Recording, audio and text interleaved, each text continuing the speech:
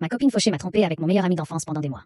Alors, j'ai couché avec sa sœur enfant doré et j'ai réalisé que je sortais avec la mauvaise sœur. Nous étions ensemble depuis 10 ans. Des amoureux du lycée devenus de parfaits étrangers vivant sous le même toit. Après l'université, tout s'est effondré. Elle refusait de travailler. Passait chaque jour enfermée dans notre chambre d'amis à streamer pour 5 spectateurs sur Twitch, sans jamais rien gagner, tout en accumulant entre 8 cents et 900 $ de dettes de jeux en ligne que j'ai dû l'aider à rembourser. J'étais le seul à travailler, à payer le loyer, la nourriture, les factures, tout. Et elle osait se plaindre que je travaillais trop. On ne pouvait plus rester dans la même pièce sans se hurler dessus. La thérapie n'a servi à rien. Je savais qu'elle voulait partir, mais elle ne le pouvait pas, elle dépendait totalement de moi. Puis, nous avons perdu notre bébé. C'est là que tout a empiré. Elle m'a blâmé. Elle m'a dit que je n'étais pas un vrai homme, que mon corps ne faisait pas ce pourquoi il était fait. Elle disait que c'était de ma faute si nous avions perdu l'enfant. Elle a emménagé définitivement dans la chambre d'amis, disant qu'elle ne supportait plus de regarder mon corps, que je la dégoûtais. J'ai pleuré pendant des mois en m'endormant. Je me sentais inutile, brisée. Il y a 3 semaines, j'ai compris pourquoi son humeur avait changé. Du jour au lendemain, elle est devenue étrangement joyeuse. Elle se préparait pour sortir faire des courses, revenait souriante. Nous n'avions plus aucune intimité, alors j'ai su qu'il se passait quelque chose. Son iCloud était toujours synchronisé sur notre iPad. Chaque message échangé avec mon meilleur ami d'enfance y était. Ils couchaient ensemble depuis des mois. Ils parlaient de moi, riaient de ma naïveté, faisaient des plans ensemble. J'ai eu la nausée. Mon premier amour et mon meilleur ami, tous deux en train de me trahir. Le week-end dernier, elle m'a dit qu'elle allait rendre visite à son père, à 3 heures de route. Mais ses messages racontaient autre chose, elle passait le week-end dans l'appartement de mon meilleur ami. C'est là que j'ai pris ma décision. J'ai envoyé un message à sa sœur, lui disant que j'avais besoin d'aide pour installer un ventilateur au plafond.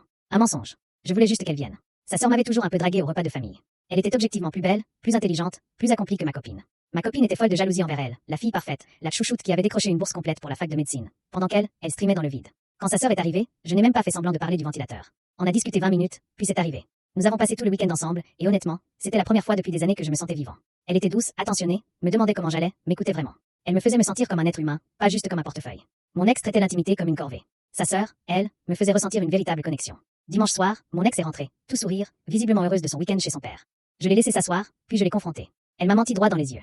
M'a traité de parano, m'a dit que je devrais consulter pour mes problèmes de confiance. Alors je lui ai dit la vérité. Je sais que tu as passé le week-end avec lui. J'ai tout lu. Et tu veux savoir quelque chose de drôle? Pendant que tu étais là-bas, j'étais ici, avec ta sœur.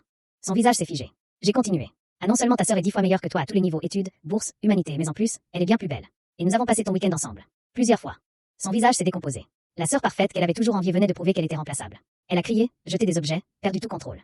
Elle a essayé d'appeler sa sœur, boîte vocale directe. Puis mon ancien meilleur ami, il n'a pas répondu non plus. J'ai fait mes valises et passé la nuit à l'hôtel. Le lendemain, sa sœur m'a envoyé un message pour savoir si j'allais bien. On a parlé pendant des heures. Elle m'a avoué qu'elle avait des sentiments pour moi depuis longtemps, mais n'avait jamais rien dit à cause de sa sœur. Elle s'est excusée pour le timing, a dit qu'elle ne voulait pas être un rebond, mais qu'elle voulait voir où ça pourrait aller. Mon ex m'appelle et m'écrit sans arrêt depuis 3 jours, excuses, menaces, promesses de changer, tout. Sa sœur m'a dit qu'elle s'est pointée chez elle en larmes, la suppliant de dire que c'était un mensonge. J'ai bloqué mon ex meilleur ami. 10 ans d'amitié perdue parce qu'il n'a pas su se contrôler. Le bail de l'appartement est à mon nom. Je lui ai dit qu'elle avait 30 jours pour partir. Je ne serai plus jamais le filet de sécurité de quelqu'un qui m'a traité comme un déchet. Sa famille est au courant de tout. Ses parents m'ont appelé pour s'excuser, disant qu'ils savaient qu'elle me prenait pour acquis. Sa sœur m'a officiellement invité à un vrai rendez-vous la semaine prochaine.